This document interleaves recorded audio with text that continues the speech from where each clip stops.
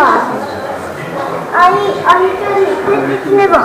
Vipere? Nu o vezi? Păi înseamnă că e camuflată bine. Uite acolo în spate. Am văzut-o.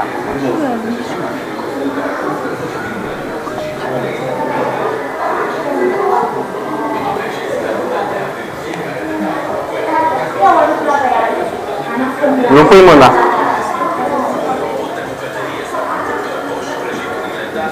Muzeul pietrelor prețioase mai e în Da? Mai mișto. Mișcă, vezi? Aici, uite. mișcă.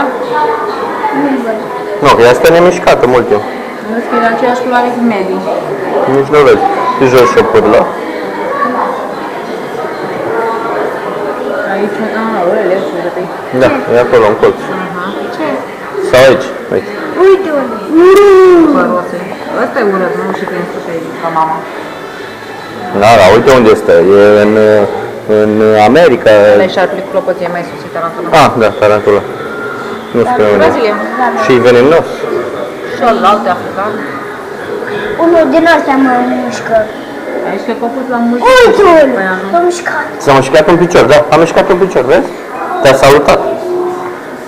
Tot la Bună, rău. El trebuie așa aia. Uaa! Cum o cheamă?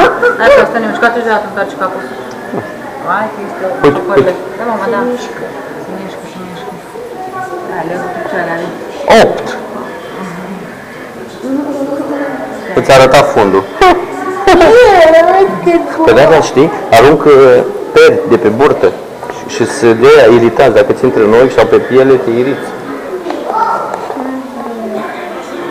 Uite jos, ce gângănii cu multe picioare, tate. Miriapod are vreo 100 de picioare. Uite câte picioare Da, are. nu-i șarpe? Nu e șarpe, Miriapod. Uite câte picioare are. Uite aici, atent. Uite, uite, uite câte picioare. Uite, uite, uite. Și pe lemn să văd sus. Și pe lemn, uite, uite. Uite, îl vezi? Nu ia negri. Cu multe picioare.